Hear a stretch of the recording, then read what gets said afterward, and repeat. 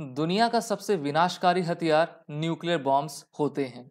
Nuclear हथियारों की race में कौन से देश सबसे आगे हैं, उसको आज हम फैक्ट फ्लिकर के इस वीडियो में जानेंगे। जैसा कि हम सभी जानते हैं कि विश्व की दो मिलिट्री महाशक्ति में रशिया और अमेरिका आते हैं, जिनके पास सबसे अधिक न्यूक्लियर हथियार हैं, जो कि विश्व को कई बार आपके तबाह करने में सक्षम हैं। अगर हम बात करते हैं भारत की, तो भारत के पास भी न्यूक्लियर बॉम्ब्स हैं, जिसमें अग्नि मिसाइल के जरिए हम किसी भी देश के ऊपर न्यूक्लियर हथियार से संबंधित हमला कर सकते हैं। वहीं पर भारत के पड़ोसी देश चीन और पाकिस्तान के पास भी न्यूक्लियर हथियारों की स्टॉक पाइल्स आपकी मौजूद है। अमेरिका ने तो ऐसी तकनीक बनाई है जिससे कि वो अपने फाइटर एयरक्राफ्ट के जरिए किसी भी देश पर किसी भी समय किसी भी परिस्थिति में फायर आपके कर सकते हैं, और वहां पर लाखों के संख्या में अधिक लोगों की मृत्यु भी हो सकती है। अब न्यूक्लियर हथियार को सभी लोग क्यों प्रेफर करते हैं और इनको आपका संचालन करना सबसे महंगा क्यों होता है, उसको हम आज जानेंगे। लेकिन उससे पहले मैं आपको विश्व के नक्शे के जरिए ये बताना चाहता हूं कि विश्व के ऐसे कौन कौन से देश हैं जिनके पास सबसे अधिक न्यूक्लियर हथियार हैं। इसमें सबसे पहला आता है रशिया, जिसके पास 6000 से भी अधिक न्यूक्लियर बॉम्ब हैं। दूसरे नंबर पे अमेरिका, जो कि नॉर्थ अमेरिकन कॉन्टिनेंट पे आपका आता है, ये दूसरे नंबर पे है, जिसके पास 5500 से भी अधिक न्यूक्लियर हथियार हैं। इसके बाद अगर हम बात करते हैं एशिया कॉन्टिनेंट में, तो चाइना के पास 350 हथियार हैं, और रिपोर्ट के अनुसार 2030 तक चाइना अपने न्यूक्लियर हथियारों की श्रृंखला को 1500 तक आपका कर सकता है। फिर अगर हम यूरोप की तरफ चलें, तो फ्रांस के पास 290, यूके के पास 225।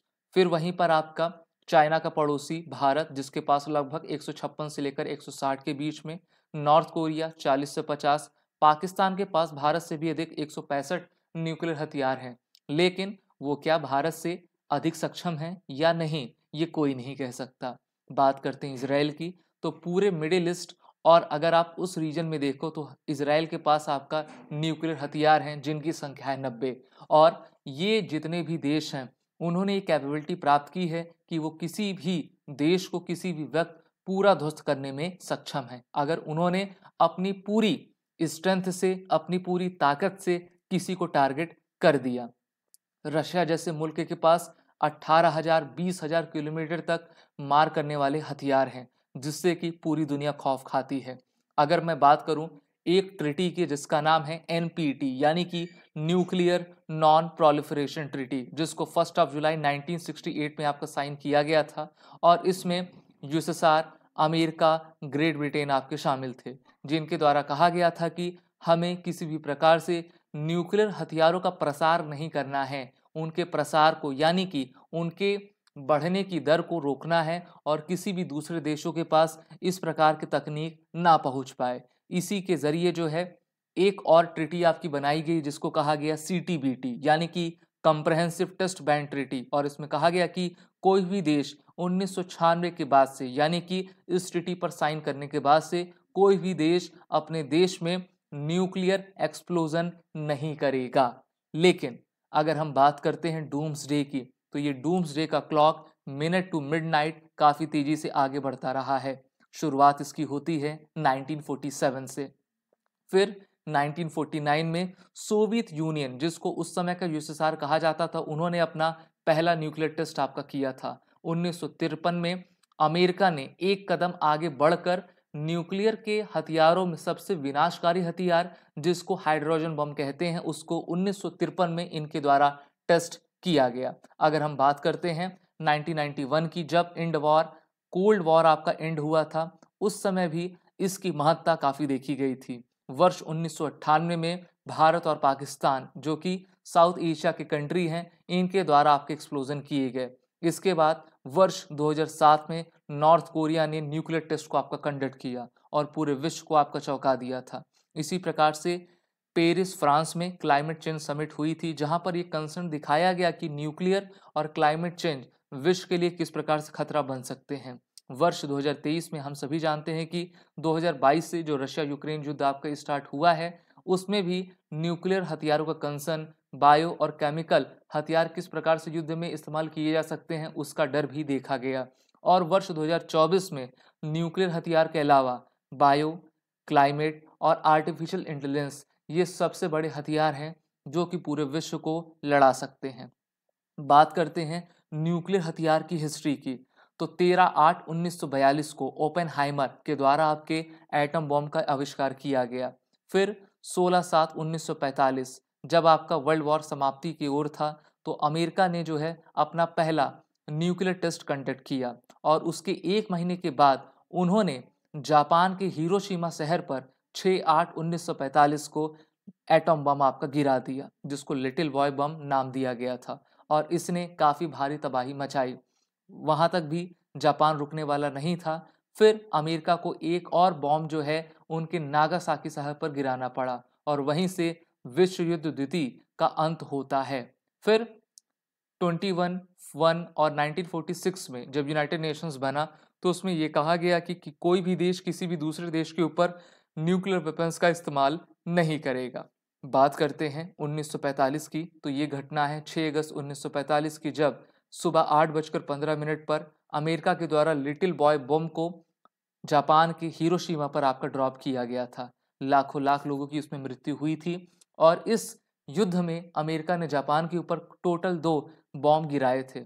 पहले बॉम्ब का नाम था लिटिल बॉय, जिसको हिरोशिमा पर गिराया गया। ये आपका 15,000 टन के टाई नाइट्रोटोलुइन, जिसको TNT कहा करते हैं, इसका यूज हुआ था।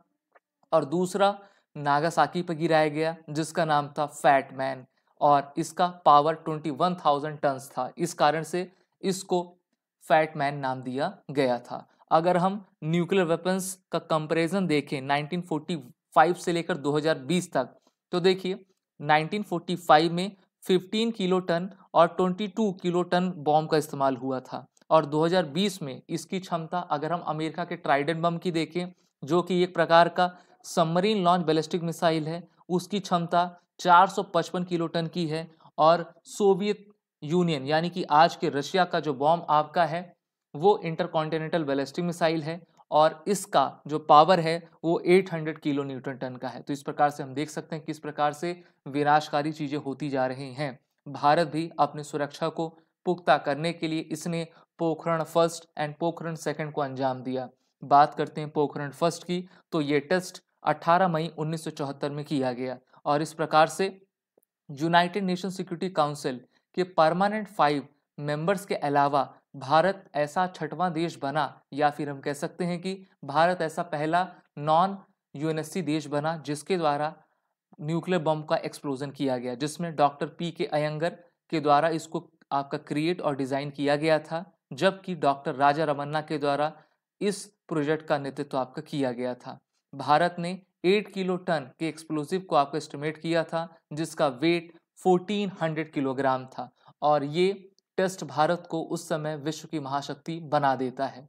इसी के साथ नरसिम्हा राव की सरकार के द्वारा 1955-56 में कोशिश की गई कि वो न्यूक्लियर एक्सप्लोजन करेंगे, लेकिन अमेरिका के द्वारा काफ़ी भारत पर दबाव डाले गए और उस टेस्ट को रोक दिया गया था। लेकिन फिर दूसरी सरकार आई NDA फर्स्ट की अटल बिहारी वाजपेयी के नेतृत्व में और उनके द्वारा इस टेस्ट को आपका अंजाम दिया गया और इसको हमने नाम दिया था पोखरण सेकंड, ऑपरेशन शक्ति। इसके तहत टोटल 5 आपके विस्फोट किए गए थे 11, 12, 13 मई को। इस कारण से हर साल 11 मई को नेशनल टेक्नोलॉजी डे भी आपका मनाते हैं और इसमें India became the 6th country to join the nuclear club. इस प्रकार से भारत अपनी शक्ति आपका दिखाता रहा है। बात करते हैं हाइड्रोजन बॉम्ब की, तो यहाँ पर आप बॉम्ब देख पा रहे हो जो कि एक यूरेनियम केस में आपका है, जिसमें प्लूटोनियम अपने पहली ऑर्बिट में और इसके पीछे स्टेज सेकंड पे जो है यूरेनियम 235 को लगाया गया है, जिसमें x ray, plutonium, explosive, hydrogen isotopes हैं और ये एटम बॉम्ब की तुलना में 1000 गुना ज़्यादा विनाशकारी आपका रहता है, जिसको आप यहाँ पर देख सकते हो। Atom bomb mainly nuclear fission पर आधारित होते हैं और इसी के उल्टे हाइड्रोजन बम न्यूक्लियर फ्यूजन पर आपके आधारित रहा करते हैं। अगर हम एग्जाम्पल्स देखें तो यूरेनियम बम में आपका गन टाइप का इस्तेमाल होता है, जो कि 1 पीस यूरेनियम फायर किया जाता है दूसरे यूरेनियम पर। प्लूटोनियम बॉम्ब में इम्प्लोजन होता है और हाइड्रोजन बॉम्ब में आपका चेन रिएक्शन होता है, जो कि काफ़ी विनाशकारी एक्सप्लोजन साबित होता है। अगर आपको इस जानकारी को अच्छा लगा हो तो आप सभी फैक्ट फ्लिकर के इस चैनल को लाइक, सब्सक्राइब, शेयर ज़रूर करें।